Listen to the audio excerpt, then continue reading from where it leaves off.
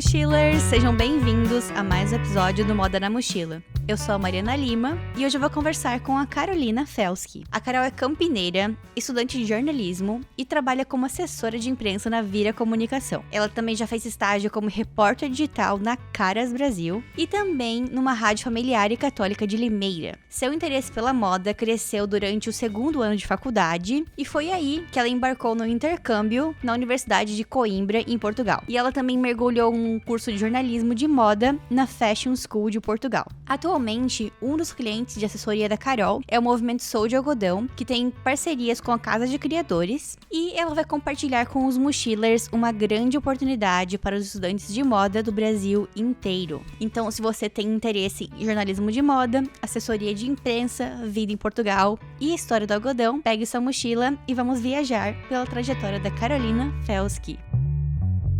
Carol, muito obrigada por ter aceitado o meu convite. Quer deixar um oi aí pros mochilers? Oi, gente, eu sou a Carol.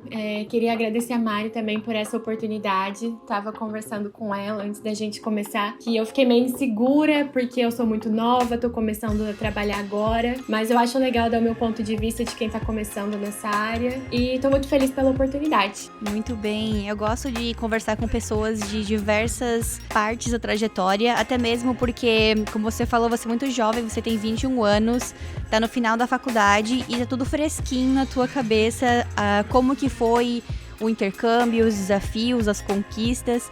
Então eu gosto de conversar com pessoas de todas as áreas e todas as etapas da trajetória, né? Então acho que vai ser muito legal ouvir um pouco mais da tua história hoje aqui. Como você sabe, né? Você é ouvinte, faz parte da comunidade do Moda na Mochila. Eu gosto de começar pelo presente. Eu falei um pouco na introdução sobre você, mas dá um pouco mais de detalhes sobre tudo que tu faz atualmente, como assessora de imprensa, como estudante de jornalismo, como que é o teu dia a dia aí em Campinas. Eu tô de férias agora da faculdade na última semana, mas eu vou pro 8º semestre, terminando aí reta final da faculdade. Eu faço faculdade e trabalho em Campinas, mas eu moro em Limeira. Então eu vou pra lá todos os dias e volto. Meu trabalho, ele agora é híbrido. No momento, tô me dividindo assim entre a faculdade, entre os estudos, entre a produção do meu TCC, que já começou lá em janeiro. Sei bem como é isso. É meio difícil, mas tá indo. E o meu trabalho com a Vira é muito especial. Os clientes são bem rotativos, tem uns que ficam, o Sou de Algodão tá comigo desde o início e é o que me fez começar a gostar de moda. Então eu divido aí meu tempinho como estudante de jornalismo, como assessora de imprensa e tô por aqui. Agora vamos falar um pouquinho então sobre a tua trajetória. Quais foram as coisas mais marcantes que te trouxeram até onde você tá hoje? E eu gosto de começar pela pergunta, o que tu queria ser quando tu era criança? Isso é bem engraçado, porque não tem nada a ver com o que eu faço hoje. Meu sonho era ser chefe de cozinha. Sério? Era chefe de cozinha em Paris. Quando eu era criança, eu tinha uns 7 anos, 6 ou 7, eu fui ver Ratatouille no cinema. E aí eu saí de lá assim, eu quero ser chefe de cozinha em Paris. E foi uma coisa que eu mantive por anos, que o meu pai sempre gostou de cozinhar, minha avó sempre gostou de cozinhar, eu tava sempre ajudando. E aí eu comprava utensílios de cozinha, avental, livro, e foi uma ideia que eu mantive firme, assim, até os meus 12 anos, eu acho. Então, nada a ver com o que eu faço hoje, mas era meu sonho ser chefe de cozinha. E hoje em dia tu cozinha bem ainda? Eu acho que eu cozinho menos do que eu gostaria, acho que também pelo tempo. Mas eu gosto muito de assistir conteúdo de gastronomia, de ler sobre gastronomia, então é algo que eu gosto, assim, um hobby também. Muito legal, nossa. Tá, mas e aí, então, como que surgiu a ideia de jornalismo? Como é que foi o ponto de virada lá nos seus 12 anos de pensar, quem sabe não é isso? Então, acho que o primeiro passo para a maioria da área eu sempre fui melhor em humanas. Em história, em português, em literatura, em inglês. Então eu já sabia que seria alguma coisa de humanas. E eu sempre gostei muito de ler, muito de escrever. As pessoas sempre me falavam que eu era muito comunicativa, que eu escrevia bem. Então acho que lá nos meus 16, 17, quando eu comecei a ver do vestibular, as minhas opções eram ou jornalismo, ou letras, ou literatura. Só que o jornalismo, ele dá um leque gigante de áreas de atuação. E aí eu acabei fazendo jornalismo, escolhi o jornalismo. Eu acho que eu fiz a escolha certa, eu me sinto muito feliz com a faculdade, com o curso. Então, de chefe de cozinha a jornalista. Muito bem. Você trabalhou com diferentes estágios durante a faculdade de jornalismo, trabalhou numa rádio familiar católica em Limeira, trabalhou na Caras Brasil. Como que cada um desses estágios contribuíram para o seu crescimento profissional e também em que momento que a moda começou a fazer parte desse teu interesse? Vamos lá do início. Eu comecei a faculdade em 2020. Eu tive 2 meses de aula presencial até que veio a pandemia. E aí começou a ser online, até então era para ser 2 semanas, viraram 2 anos. Então, aí metade da minha faculdade eu digo que eu fiz dentro do meu quarto. E assim, a questão do estágio, na PUC, pelo menos que é onde eu faço, a gente pode fazer estágio a qualquer momento. Só a partir do 3º ano que é obrigatório. Aham. Então eu sempre tive em mente que o que aparecesse, eu faria. Porque eu sou muito aberta a isso, às experiências, a tentar qualquer coisa. E aí, no início do meu 2º ano de faculdade, apareceu a oportunidade desse estágio numa rádio católica e familiar aqui de Limeira. Então, tanto pela questão da pandemia... era 2021, né? Tava um pouco mais tranquilo que 2020. E aí eu mandei meu currículo e eu nunca tinha trabalhado na vida, era só curso, só coisa voluntária. Falei, né? Mandar é de graça, vamos ver. E aí eles me ligaram, falaram comigo, falaram que gostaram muito de mim e era pra gerir as redes sociais da rádio, criar conteúdo pra alguns programas. E aí eu fui. Eu ia 3 vezes na semana lá pra rádio, fazia roteiro, gravava spot, sabe aquelas mensagens prontas que passam no meio da programação? Comecei fazendo isso aqui em Limeira. Você mesma gravava com a tua voz? Isso, lá na rádio tinha um estúdio, e aí eles me ensinaram a mexer no sites de áudio, de edição, a gravar sozinha. Nossa, que legal. E eu fazia as mensagens, a maioria era de campanha, sabe? Aham. Tipo, dos meses, de datas comemorativas. Você já assistiu aquele seriado chamado Young Sheldon? Eu sei qual que é, mas eu nunca vi. Ai, gente, eu amo essa série muito. Até assistir, eu não sabia que a história era do Sheldon do Big Bang Theory. E a mãe dele, ela trabalha na igreja deles, Igreja Batista, eu acho. E aí, a mãe dele faz os escritos engraçadinhos que vão nas placas da igreja. Sabe? Tipo, aqui na América do Norte, eles gostam muito desses trocadilhos. Então, ela fazia todos esses trocadilhos e ela era super orgulhosa dos trocadilhos que ela criava, sabe? Eu não vou lembrar agora como é que é, mas em inglês soa muito legal esses trocadilhos. Eu adoro, eu acho muito divertido. Tem gente que acha meio, tipo, zoado. E são umas coisas que você para pra pensar e você fala, poxa, tem alguém por trás fazendo isso. Então, assim, os spots que eu ouvia na rádio, que hoje não é muito comum ouvir rádio, mas se aquelas mensagens gravadas... Falei, poxa, eu tô aqui fazendo texto, eu gravo, eu edito, aí depois coloco a trilha sonora. É um negócio que dura segundos e vê o trabalho que dá. E aí eu comecei fazendo isso na rádio, que eles foram me dando mais confiança. Então eu falo que eu sou muito grata por esse trabalho, porque eles me deram essa chance, eu nunca tinha trabalhado, foi meu primeiro estágio. E foi ótimo, porque eu comecei a ver mais sobre o jornalismo de rádio, e foi incrível. E aí no finalzinho do ano... outubro, novembro, aconteceram 2 coisas dessa minha jornada.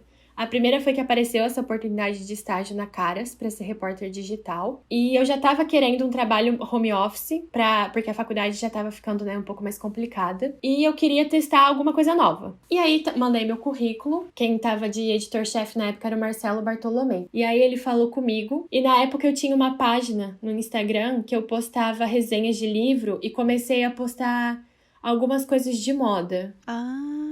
E aí, ele gostou, eu lembro que ele viu o Instagram, ele gostou, e aí ele falou, a gente precisa de alguém pra escrever sobre moda. Só que é bem diferente na Caras. A Caras é muito focada em celebridade. Sim.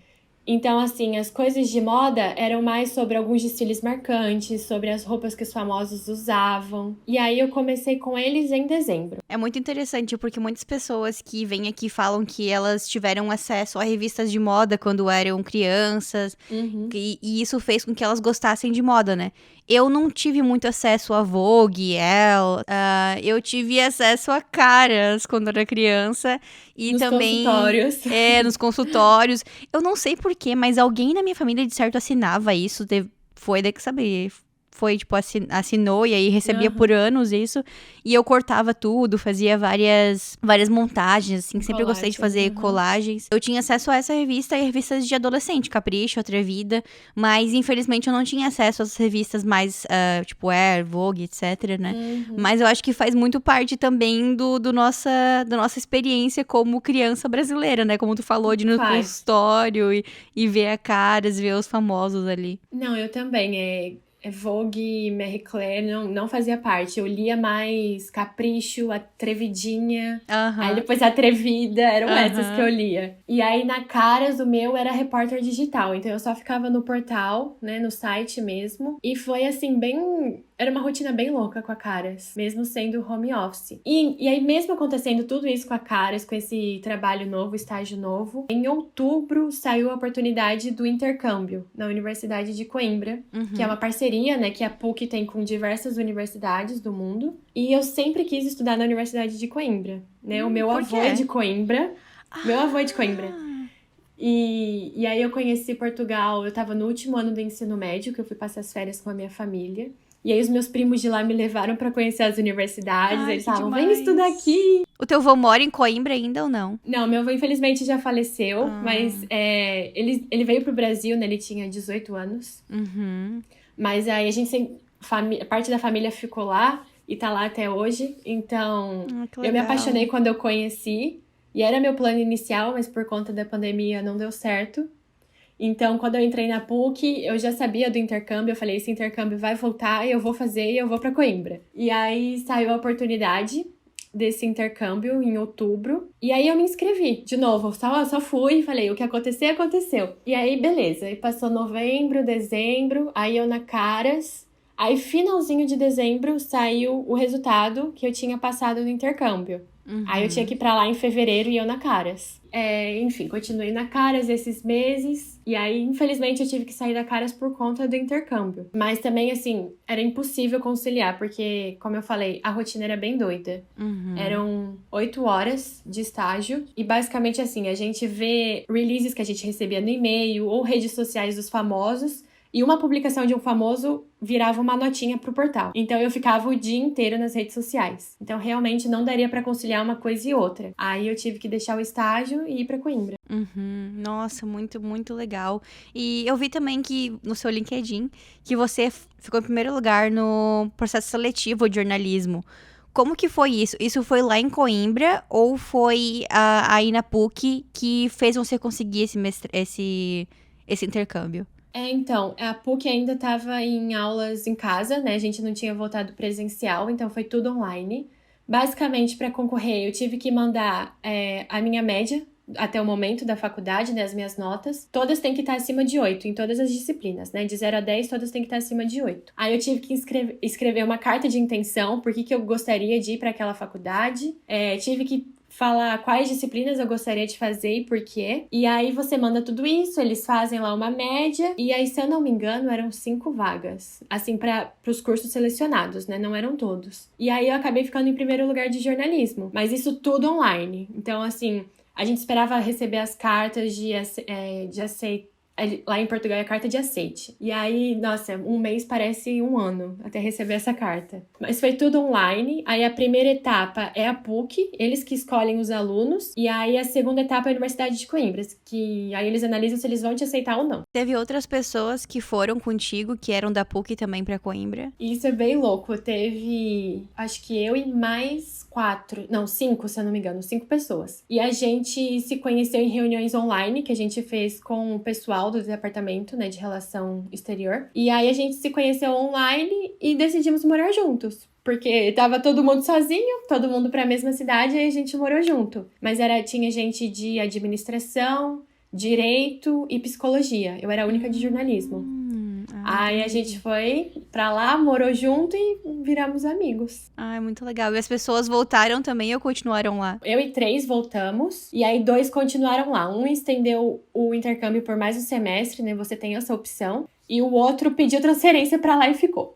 E qual que era a tua vontade? Tu chegou a pensar em ficar lá por mais tempo? Ah, eu pensei porque eu amo lá. Tem, assim, nem comparação. Eu falo que minha vida universitária foi em Coimbra, né? Porque aqui na PUC eu tive agora esse ano e vou ter esse finalzinho do semestre. Mas se eu pedisse transferência, eu teria que fazer um monte de disciplina de novo. Então, minha formação, que ia acabar em um ano, ia virar 3, né? E se eu estendesse mais um semestre, ia atrasar aqui a minha formação. E eu não queria isso, eu quero me formar logo. Então, eu achei melhor voltar e, quem sabe, né, no futuro fazer um mestrado. Ai, adorei. Eu não conheço Coimbra ainda. Em Portugal, eu conheço só Porto, até hoje. É apaixonante, assim, os meus 2 avós, né, maternos são de lá. A minha avó é do norte, ali da região do Porto, e o meu avô é da região de Coimbra. Então, assim, sou apaixonada. É que Coimbra é uma cidade muito jovem, tem gente do mundo inteiro. A tradição acadêmica de lá é, assim, é algo que eu nunca vi na minha vida. Eu acho que só vivendo você entende. Mas eu sou apaixonada, tanto pelo Porto quanto por Coimbra. Muito legal. E eu vi que você me mandou fotos do dia da formatura, né? Que você usa aquelas roupinhas bonitinhas. Isso eu já vi. E eu fiquei curiosa, tipo, tem uma formatura mesmo pra quem faz intercâmbio nesse curto período? Então, não tem uma formatura, mas assim, eu fui no primeiro semestre de 2022, só que lá é o segundo semestre deles, né? Que as aulas começam em setembro. E aí são 2 festas acadêmicas que marcam um ano. A primeira é a Latada, que marca o início do ano letivo, que acho que é setembro ou outubro, se eu não me engano. E aí eu participei da Queima das Fitas, que é o encerramento do ano letivo. E aí tem os desfiles com os carros alegóricos que os cursos fazem. Aí os finalistas vão dentro do carro. Aí tem um desfile pela cidade inteira. E aí a Queima das Fitas são 5 dias de show, que eles montam um recinto. E Nossa. Esse ano foi muito legal. Ivete Sangalo foi fazer show. Quê? E só vai... A maioria é cantor brasileiro, né? Eles fazem muito sucesso lá. Então, aí tem, claro, tem os grupos da faculdade, né? Que tocam o fado, cantam o fado. E aí os cantores, assim, muitos portugueses e muitos brasileiros. Mas são 5 dias de festa. Nossa, é uma loucura. E tem alguma coisa de literalmente queimar alguma fita? Ou é só hoje em dia uma representação do que acontecia no passado? Então, porque os finalistas, eles carregam uma pasta, né, nessas... Eu não vou saber falar direito porque eu não fiz essa parte. Mas aí tem realmente umas fitas, assim, cada curso tem a sua cor. E aí o pessoal assina as fitas, sabe a gente, tipo, assinando camiseta no final do ano da escola? Aí eles assinam essas fitas e aí ele queimava essas fitas, mas eu acho que não queimam mais, se eu não me engano. E quais matérias que tu fez lá em Portugal que você não tinha aprendido ainda no Brasil? O que mais te marcou nessa questão acadêmica mesmo? Então, eu lembro que eu escolhi 5 disciplinas, só que eu tive que fazer só 4 porque 2 cruzavam o horário. E assim, lá não é matutino e noturno que nem aqui no Brasil, né? Que tem 2 períodos. Lá é uma coisa só. Então eu tinha aula 9 horas da manhã, tinha dia que eu tinha aula 3 horas da tarde. E só que eu senti lá, pelas disciplinas que eu fiz, que é algo muito mais teórico. Aqui no Brasil eu sinto que é muito mais prático. Aqui no Brasil eu tenho muito mais trabalhos em grupo, trabalhos práticos. Lá eu tinha muita prova, muito texto escrito. Então, eu acho que foi essa a diferença que eu senti. Lá é algo muito mais... É mais teórico mesmo, ele se mantém nessa parte do texto, do impresso. Eu já ouvi falar isso também da França. Tem uma pessoa que eu entrevistei aqui que ela fez pós-graduação lá em Fashion Marketing, se eu não me engano. E ela também falou que lá na França, nesse curso que ela fez, era bem teórico, assim. Eu acho que foi a Marcela Lorenzon. Ela também é jornalista de moda. Ela mora lá em Porto Alegre. E ela falou que o curso que ela fez em Paris era bem mais teórico e os cursos que ela fez lá em Porto Alegre eram bem mais práticos. Então, eu não vou falar que Portugal inteiro é assim, porque eu não sei das outras faculdades. Eu sei que a Universidade do Porto é uma das que mais se mantém, assim, atualizada. A Universidade de Coimbra é um pouco mais atrasada em relação a isso, muito tradicional. Então eu lembro que eram aulas muito mais teóricas. Mas eu tinha uma aula que eu amei, que era Imagem e Comunicação, que até me livrou de fazer semiótica aqui no Brasil. Isso me, nossa, me fiquei aliviada, porque é a pior, assim, acho que é a pior disciplina da faculdade. Sério? Tem muita gente que ama, né? Eu participei da primeira e segunda aula, porque ainda não tinham feito a equivalência. Aí depois falaram, você não precisa mais ir. Eu falei, ufa.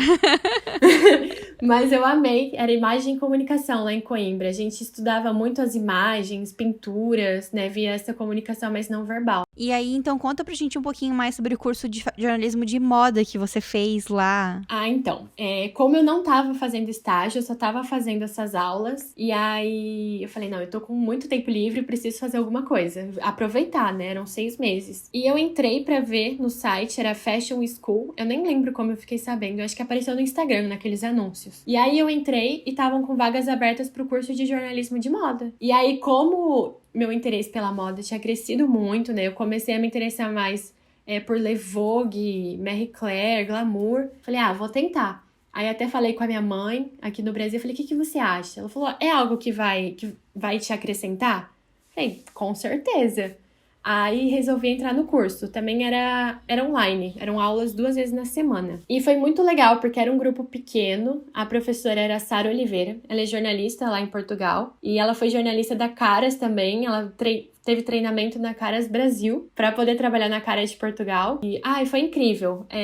A gente aprendeu muito sobre essa parte da redação, né? Como escrever para moda, né? Realmente no jornalismo de moda. Então teve aulas mais teóricas para entender termos, fases da moda, e depois a gente aprendeu realmente a botar a mão na massa, fazer cobertura, escrever matérias. Foi um curso muito bom para mim. Eu fiz um curso também em jornalismo de moda curto pela UAL, da Universidade de Londres também, era online. Era uma vez por semana só, todos os sábados. A turma foi bem pequena, tinha uns 4, 5 alunos. Foi bem interessante pra mim porque, na realidade, foi assim, um incentivo pra eu começar a escrever. Porque, às vezes, se eu não tô num curso, eu não me sinto motivada, eu não começo por mim mesma, por si própria, a escrever, né?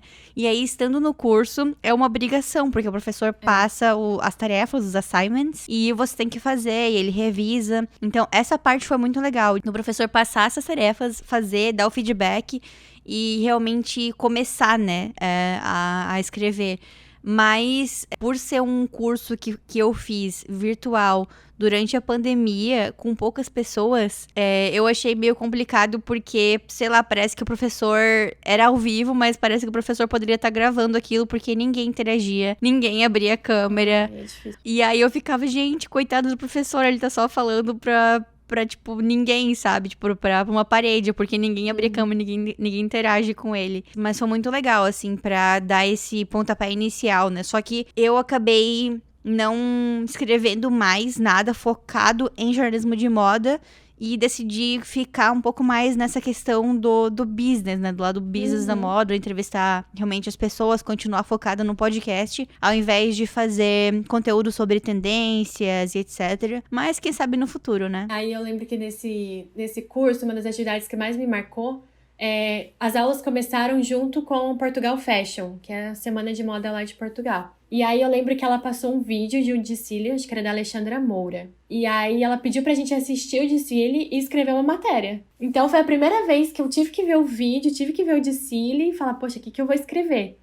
E aí depois também teve artigo, assim, temas pessoais, você podia escolher. Só que era bem legal, apesar de ser online, a gente interagia muito, né? Você disse, no seu, o professor falava sozinho. No nosso, a gente abria a câmera, conversava, ela chamava. Então foi bem legal. E foi algo que eu nunca tinha feito, né? Na Caras, foi até engraçado. Na Caras, eu tinha que falar mais focado nos famosos do que na moda. E aí eu lembro que um primeiro texto que eu fiz era de algum evento nos Estados Unidos, eu não vou lembrar, alguma premiação. E aí eu tinha que falar dos famosos, e aí eu falei o que cada um tava usando. Fulana usou um Dolce & Gabbana, não sei o que, e postei.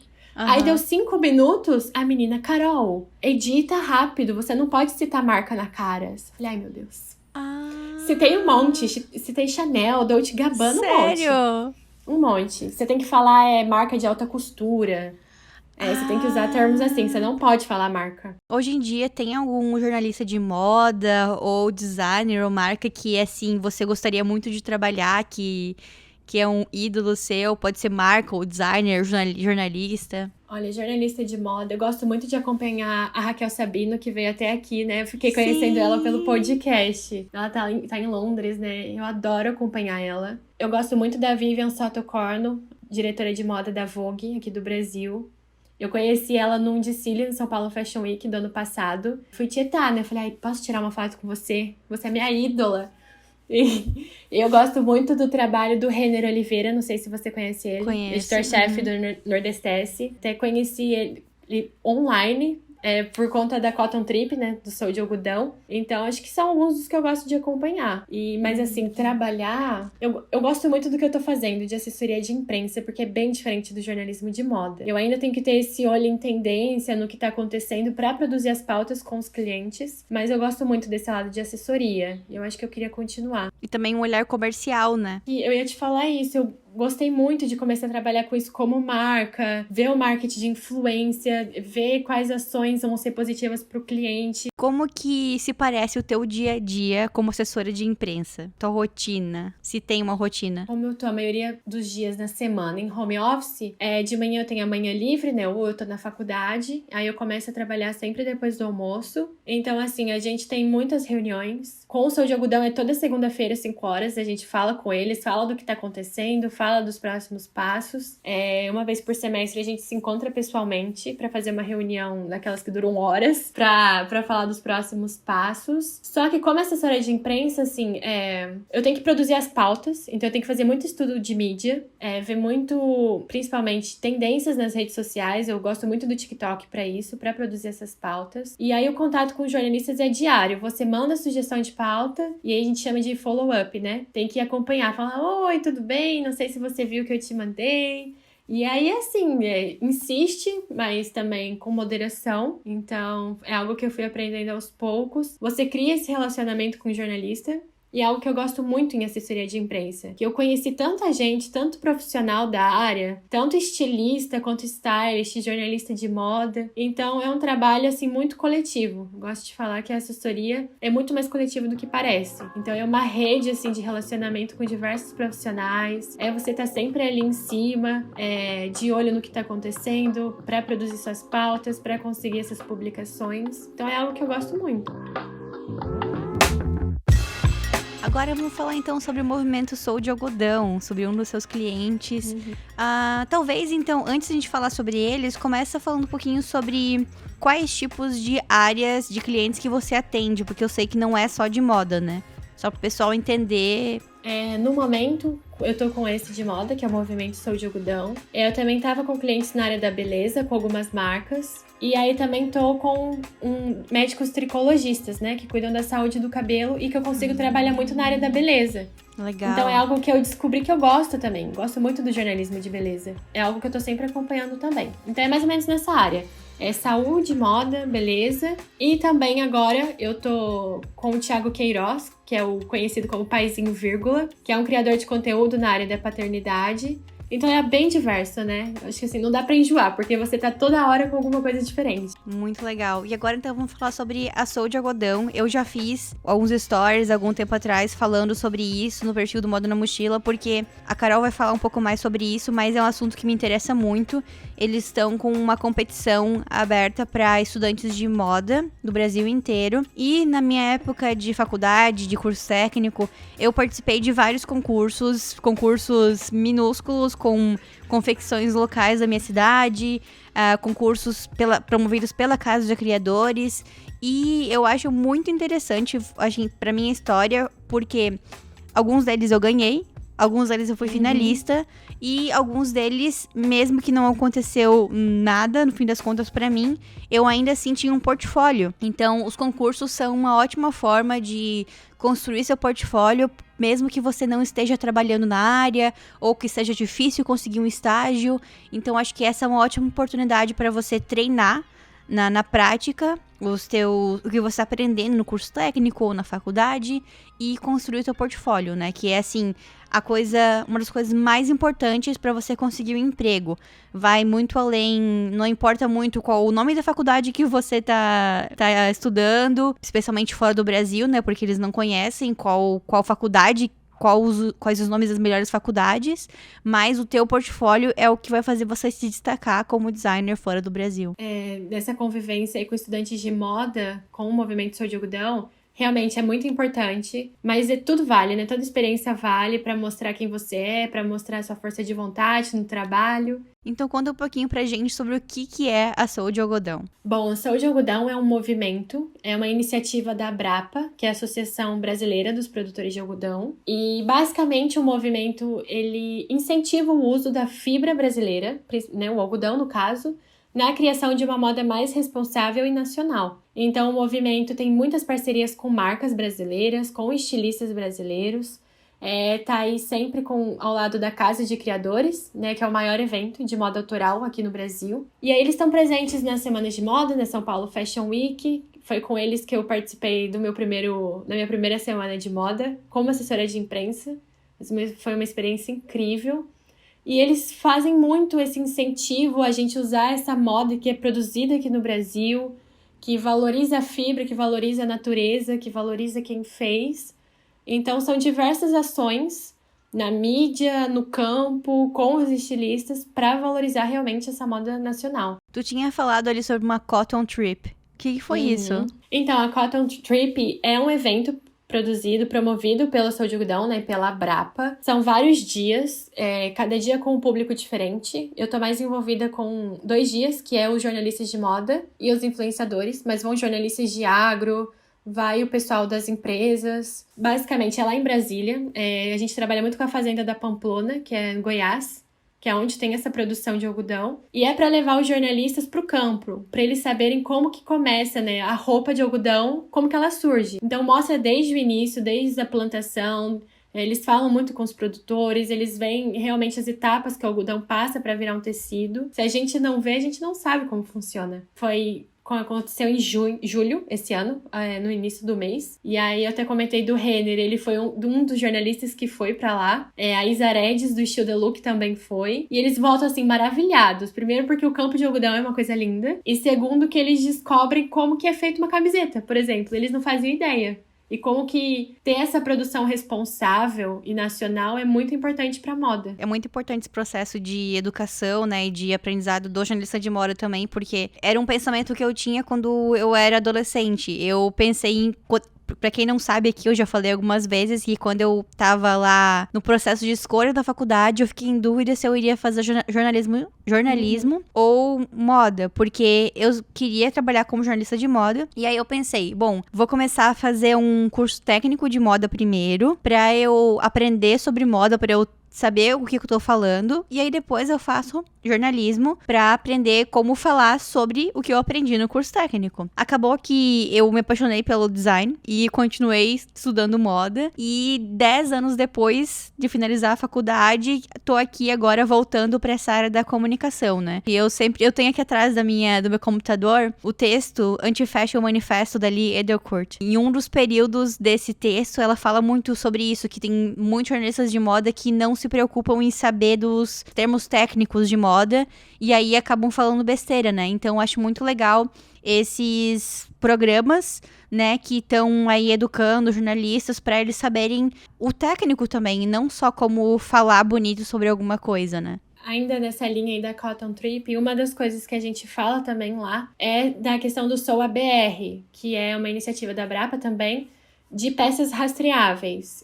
Agora a gente já teve parceria com Renner, C&A, Aramis, e basicamente você compra uma peça rastreável, aí pela etiqueta, pelo QR Code, você consegue ver de onde veio o algodão daquela sua peça e quem produziu aquele algodão. Muito legal. Porque eu acho que isso é muito importante, a gente saber de onde vem, quem que fez, que é um trabalho muito responsável com o meio ambiente e com as pessoas. Que eu acho que essa moda responsável e sustentável vai muito além de responsabilidade com o planeta. Vai também com responsabilidade de quem tá ali fazendo aquilo. Total. Então eu acho que é uma iniciativa muito importante, tanto para os jornalistas quanto pra gente, porque qualquer um consome moda. Todo mundo tem uma camisa de algodão, uma camiseta de algodão, moda íntima de algodão, e por conta de produzir tudo no Brasil é muito mais fácil de rastrear, né?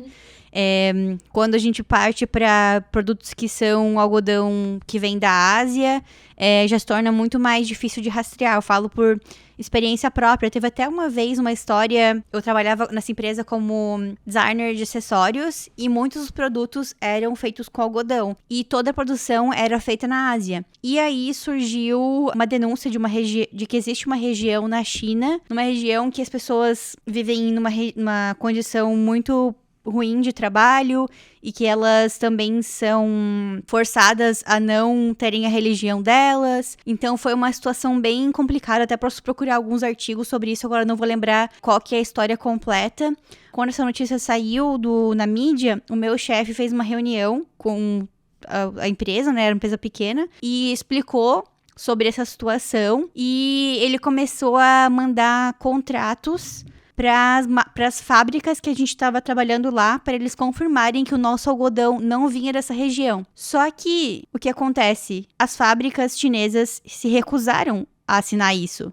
Porque se eles estivessem assinando esse contrato, eles estariam concordando que isso está acontecendo lá na China. E eles não querem passar essa mensagem, eles querem dizer que não, isso aí é errado. Essas reportagens não são reais. No fim das contas, não confirmaram que o algodão vinha dessa região. A gente acabou não tendo confirmação da rastreabilidade do nosso produto, porque tem essa falta de transparência aí, né? Essa empresa que eu trabalhava era muito pequena, então eles não tinham força pra falar, não, a gente quer que você seja transparente, confirme e mande certificados. E acho que é algo que acontece tão próximo da gente, às vezes a gente acha que é um negócio tão distante de outros países, vai muito além disso, então são várias etapas, várias pessoas, várias coisas para ser realmente uma moda responsável. Então é muito importante pesquisar, saber de onde vem aquela sua roupa, quem que fez aquela sua roupa. É uma coisa coletiva, né?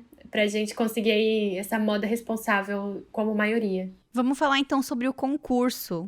Como que funciona? Quem pode participar? Chama Terceiro Desafio, né? Vai ser a terceira edição do Desafio Sou de Algodão mais a Casa de Criadores. É um concurso que já está com as inscrições abertas, vai até dia 30 de abril do ano que vem. Tem um período longo aí para se inscrever. Para se inscrever no desafio soudealgodão.com.br. Quem pode se inscrever? Estudantes de moda, design, dessas áreas criativas de qualquer faculdade do país. São 3 etapas esse concurso. A última etapa vão levar 10 finalistas para um desfile na Casa de Criadores, onde o grande finalista vai ser escolhido. E aí esse finalista, esse grande vencedor, vai poder participar do line-up oficial da Casa de Criadores, então vai poder desfilar com eles, com suas criações, e vai receber o prêmio de até R$30 mil do Sou de Algodão. Então, para se inscrever, você tem que criar uma coleção de moda feminina, moda masculina, streetwear, homeware. Só que todas as roupas têm que ter pelo menos 70% de algodão na composição. Óbvio, para valorizar essa fibra nacional. Então, para se inscrever, é no site desafiosoudealgodão.com.br. E aí tem um longo período aí para você criar suas peças, criar sua coleção. E eu acho que é uma alternativa muito válida para você entrar no mercado, para você ser conhecido e para realmente criar, né? Tirar as ideias do papel. Então, é uma iniciativa muito legal, já está na sua terceira edição. Eu fui ano passado no desfile do Guilherme Dutra, que foi o último vencedor do segundo desafio. E é ótimo, assim, ele tá realizado, tá fazendo parte do line-up oficial e tá conhecido pelos stylists, por famosos, criou a própria marca, então é uma oportunidade única. E se eu fosse dessa área, eu ia me inscrever, com certeza. E nesse concurso, os designers têm que costurar também as peças ou só fazer o design? Não, basicamente você faz o design e para costurar você pode contar com a sua equipe. E acho importante também falar que você pode se inscrever sozinho, só você, ou com uma dupla. Muito bom, muito bom. Então, quem tiver amigos aí na faculdade, quiser criar junto, uma ótima oportunidade. Mas tem que entregar as peças costuradas, né? Tem que fazer tudo também. Prontinho, até o ano que Legal. vem. Eu acho que o desfile dos finalistas é em novembro do ano que vem. Aí você pode se inscrever até abril, e aí o desfile dos finalistas, né, são 3 etapas, aí acaba em novembro. E para conseguir os tecidos, tem alguma parceria com alguma empresa para conseguir desconto em tecido, algo assim? Nessas primeiras etapas, não. Uhum. Mas também os 3 vencedores, os 3 finalistas, além da pessoa que criou receber esse prêmio, os professores e quem ajudou também é premiado. Também, acho que o 3º ou 2º finalista ganha tecidos das marcas parceiras do Sou de Algodão para as próximas criações. Eu acho legal falar isso porque, para dar uma ideia, para quem tá aí querendo participar, mas tá com um orçamento limitado, né, já faz faculdade, eu sei bem como eu morava sozinha, eu pagava minha mensalidade, então eu sempre fazia projetos bem, assim, com orçamento limitado, né, durante a faculdade. E uma coisa que eu fazia durante a faculdade era mandar e-mail para as empresas que eu queria tecido, e muitas vezes elas mandavam de graça. Eu já consegui, durante o curso técnico, tecido de graça da Santista, que faz jeans no Brasil, aí de algodão, né? Então, pra quem quiser. Já consegui na faculdade também tecido de graça Não, era com um desconto da Casulo Feliz, que faz um jeans de seda. Vários outros produtos de seda, né? Então tá aí uma dica pra quem tá estudando moda, se coloque como estudante, né?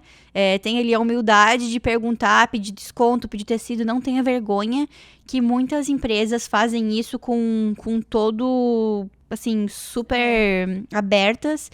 E aí você, super apoio. E aí é legal que você pode colocar, talvez, se elas permitirem, né, o nome delas agradecendo, de alguma forma nas redes sociais, de contribuir, né? Tá aí uma sugestão que eu fiz e sei que muitas pessoas fizeram e dá super certo. Algo que a gente vê muito no desafio, que é muito legal, é essa parceria e ajuda de professor com os alunos. Porque o Sou de Algodão, ele vai em muitas faculdades aqui do Brasil para divulgar o desafio, falar com os estudantes de moda.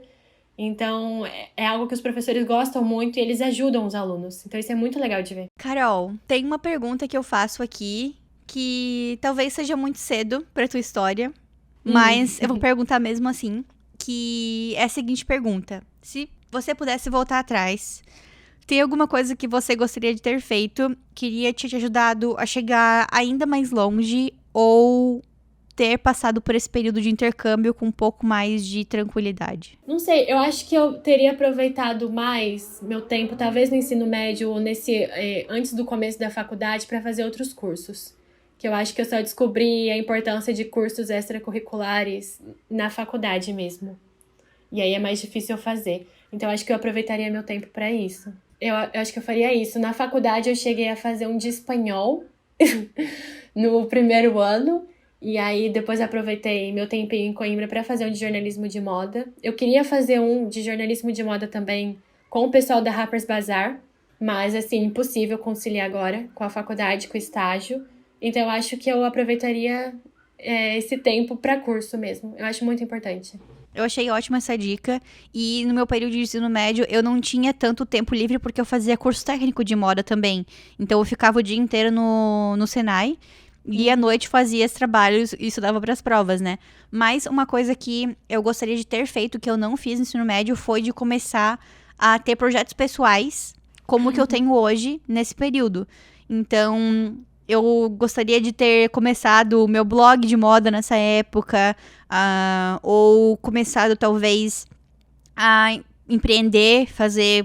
Eu fiz algumas camisetas para vender, mas, assim, não desisti, sabe? Já começar a ter meus projetos pessoais desde essa época, porque iria ter... Talvez o podcast hoje em dia estaria num patamar completamente diferente se eu começasse lá, ou teria tido uma ideia diferente. Então eu gostaria de ter aproveitado esse tempo lá, que eu morava na casa dos meus pais, que eu não pagava aluguel, que eu não fazia nada disso pra arriscar nesse lado empreendedor, sabe? Porque hoje em dia eu tomo muito cuidado pra não empreender por necessidade. E eu acho importante porque também te ajuda a descobrir o que você gosta. Talvez aí numa escolha de carreira, de faculdade. E como você falou, pro portfólio, pro currículo, é ótimo. Porque eu tava no ensino médio e a maioria dos cursos que as pessoas fazem é de línguas, né? Inglês, basicamente. Então, outros cursos, se você puder fazer mesmo sem estar numa faculdade, sem um diploma, acho muito importante fazer. Porque além de te ajudar a escolher um caminho, é ótimo para o seu currículo. O que eu podia fazer na escola, que eram as competições ou concursos, eu participava de tudo, de redação. Aqui a gente tinha uma gincana anual. Me candidatei para ser líder, fiz tudo. E eu colocava isso no meu currículo. Super. Ótimo. Porque eu não tinha experiência profissional. Então, acho que isso me ajudou muito a conseguir os estágios. Então, Com eu acho que é uma certeza. ótima dica aí para quem tá Muito bem. na escola ainda. Carol, nosso próximo quadro é o Fashion Library, a biblioteca do Moda na Mochila. Então deixa pra gente alguma dica de livro, filme ou série. Pode ser de moda ou não. Tá, ó, livro, eu acho que um que eu li recentemente, vou falar dois, um de moda e um que não é. Ótimo. Eu li o Queen Charlotte, né, a série, também de Tu leu o Bridgerton. livro? Eu li o Ai, livro. é melhor. É melhor, porque É a melhor temporada. é apaixonante. Eu acho que é apaixonante só de você assistir. E no livro tem muito mais detalhe, né? As coisas são muito... Tem mais tempo ali e... Ai, amei. Maravilhoso. E livro, eu vou até pegar o nome da autora que eu coloquei aqui. É o Jornalismo de Moda, História, Teoria e Prática, da Sanda Miller. Gostei muito desse livro. Eu coloquei no Kindle e tava lendo por ele. É ótimo, né, para você entender como funciona o jornalismo de moda e como surgiu o jornalismo de moda. Então, eu gosto muito dessa parte da história, né? Então, é um livro que eu gostei muito. Aí, de filme, dois que eu assisti recentemente. Um de moda e um que também não é.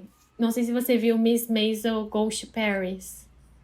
Você já Não. viu esse filme? Não. Ai, lindo. É um filme, eu acho que é início dos anos 1900 e pouquinho, 1950, eu acho, se eu não me engano. E aí é uma senhora que é doméstica, ela trabalha na casa de uma família rica em Londres, e aí a mulher dessa casa tem vários vestidos Dior, e ela é apaixonada por esses vestidos. E aí ela vê um vestido, fica apaixonada e fala, eu vou ter um desse. Aí ela começa a juntar dinheiro para ter um vestido Dior, e aí ela consegue ir para Paris, e aí ela conhece o pessoal da Dior, conhece o Christian Dior. Então é um filme lindo, eu amei. Eu assisti até com a minha avó. A protagonista é a Miss Maisel, ela é idosa, viúva. É um filme lindo. Então, para quem gosta de moda, quem gosta de filmes assim mais da área do romance, é lindo. Adorei. E o último que eu assisti foi Barbie. Então, assim, como eu amei, recomendo. Eu também assisti essa semana. Nossa. Eu adorei também que, além de assistir, eu consegui juntar algumas pessoas daqui da área de moda de Toronto pra gente assistir juntas. Ai, então, ótimo. fomos todas juntas. Obrigada, meninas. Um beijo pra vocês que me acompanharam no filme da Barbie. Eu também amei.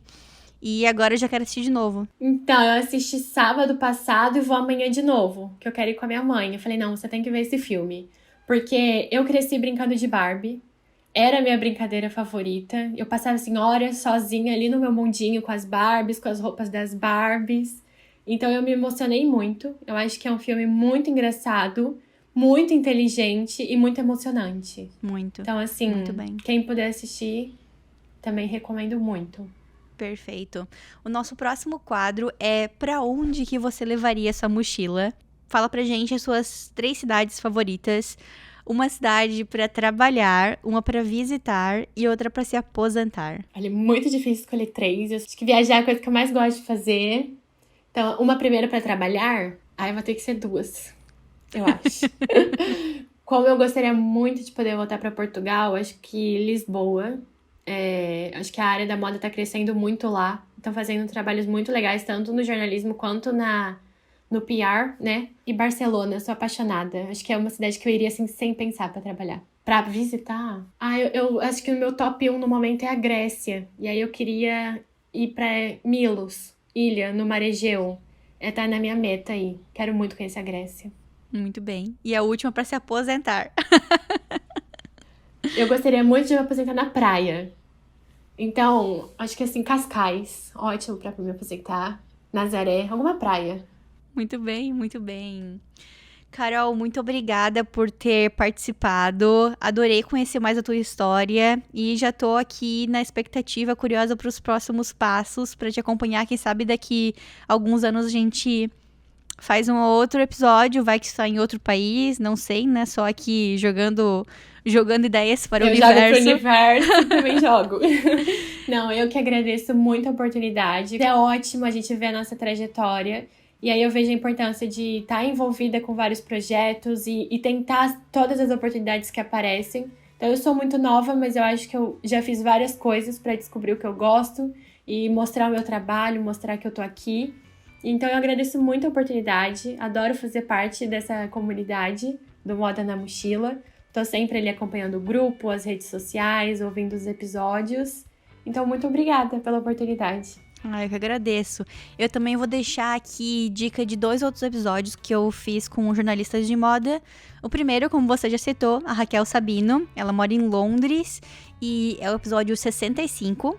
A Raquel também já participou de outro episódio que eu fiz sobre vocabulário de moda em inglês. Então também vou deixar na descrição esse episódio. E episódio 36 com Marcela Lorenzon. Ela é jornalista de moda e também podcaster. Ela tem um podcast chamado Moda Importa. Se você chegou até aqui é porque você gostou desse episódio, então dá 5 estrelas pra gente no Spotify. Segue o Moda na Mochila no Spotify também. Se você tá ouvindo pelo YouTube, também dá um like no vídeo, se inscreve no canal, deixa um comentário aí pra gente. Tem como deixar comentário no YouTube, tem como deixar comentário no Spotify, participa ali das nossas pesquisas no Spotify. E é isso aí. Espero que vocês tenham gostado tanto quanto eu amei. Beijinhos e até a próxima!